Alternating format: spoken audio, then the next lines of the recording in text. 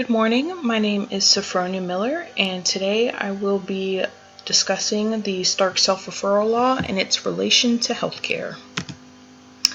So in this presentation, I will be discussing the history of the Stark Law, the specifics of the law because it is a very detailed law, who the law is targeted towards, the Stark Law's impact on healthcare, and then I will be concluding my presentation and providing my references.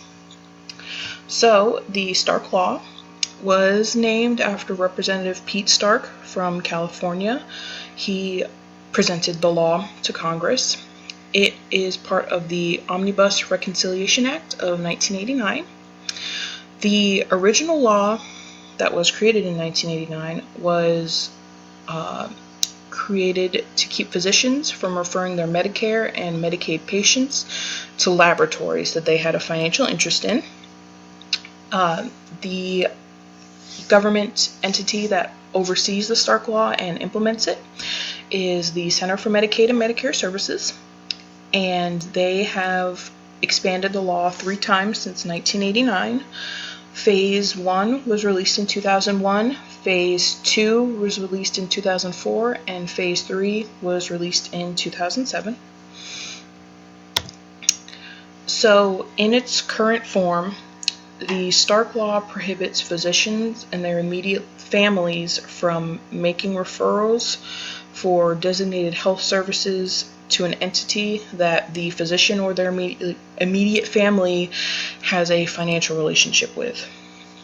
Some of the designated health services include inpatient and outpatient hospital services, home health services, prosthetics, physical therapy, speech therapy, occupational therapy, and outpatient prescription medications.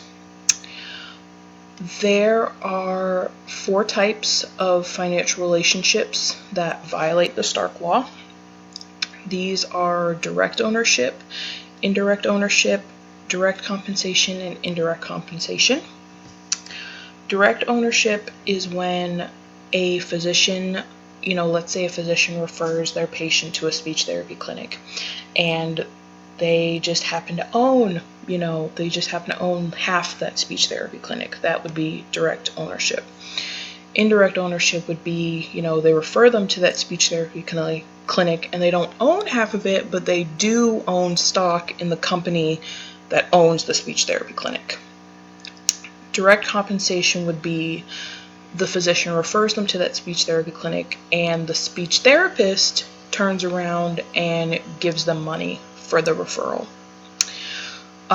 Indirect compensation would be the physician refers them to that speech therapy clinic and the speech therapist doesn't give the money directly to the physician, but they do give it to another physician in the office or something like that, and then that physician gives it to the referring physician.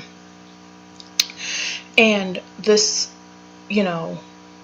is a problem because when physicians refer their Medicare and Medicaid patients to these places that they have a financial ownership in or a financial stake in, it takes away money from Medicare and Medicaid, which is a very big issue. So the Stark Law is a strict liability law, which means that regardless of the intent of the physician, whether it was malicious or they didn't intend for it to be malicious or anything like that, if the physician or their immediate family is found to be in violation of the law, then they can be found guilty of it. When they prosecute this law, they don't take into account the intent of the physician or their family. So not every single person who practices medicine is targeted by this law. Obviously, nurses aren't, people who practice holistic medicine or anything like that aren't. The law is targeted towards dentists and dental surgeons, chiropractors, optometrists, obviously doctors of medicine, doctors of osteopathy, and podiatrists. And the Stark Law not only includes physicians, it also includes the physician's immediate family. And some examples of people that they define as immediate family are obviously, spouses, children, grandchildren, parents, step-parents, and, people like that. So the impact of the law on healthcare, it has reached its intended goal. It has decreased the amount of physician self-referrals. It has also encouraged, hospitals, doctors' offices, entities that provide these designated health services to develop oversight and compliance programs to make sure that they are not in violation. And which is, a really good thing.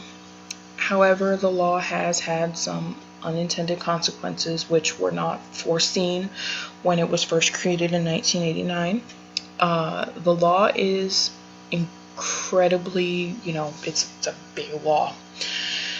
And it has a lot of exceptions, it has a lot of rules and things like that, and so it's incredibly confusing for physicians and entities, especially for, small physician offices where maybe they don't have a whole department dedicated to, compliance and oversight like that. It's really hard for them to, go through the law line by line to make sure that they're in compliance.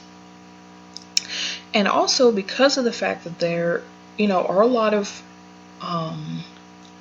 exceptions to the law, and there are, you do kind of have to go through it line by line, it is incredibly easy to violate the law. And again, it's, a strict liability law, which means that regardless of intent, you can be found guilty. So, a small physician's office, if, physician A violated the law, but, they didn't mean to, they can still be found guilty of it. They don't take intent into account. And it's, it impacts the physician's judgment because physicians are scared to make referrals because they don't want to be in violation of the law. And so they're not able to give their full clinical judgment. So, in conclusion, the Stark Law was implemented in 1989 as part of the Omnibus Reconciliation Act. It's been through 3 phases. Phase 1 was 2001, Phase 2 was 2004, and Phase 3 was 2007, and it hasn't had another phase since then. It originally, in 1989, just applied to laboratories, but now applies to any entities that provide those designated health services. And it's not like the law applies to people that self-pay or anything like that. It applies to Medicare and Medicaid patients. There are 4 types of financial relationships that do violate the Stark Law, which is direct and indirect ownership and direct and indirect compensation. Even though the Stark Law, does have good intentions, and it is, it has decreased the amount of physician self-referrals, it also has created a lot of unintended problems for physicians and entities. It's a very easy law to break. It, again, is a strict liability law, so regardless of intent, you can be found guilty. And it makes physicians not able to exercise their full clinical judgment because they're so worried about breaking the Stark Law that they don't want to refer their patients anywhere. They'd rather just try to figure it out themselves, so patients are not getting the best care possible. And this law, another, complaint is that this law, in its implementation, has kind of forgotten that it's about the patient and it's not just about, punishing these physicians. These are my references. The one that was really helpful to me was the first one, the American Health Lawyers Association Public Interest Committee. They did a whole report on the effects of the Stark Law, its positives and its negatives. So I think it's a really good source. So thank you for watching and have a good day.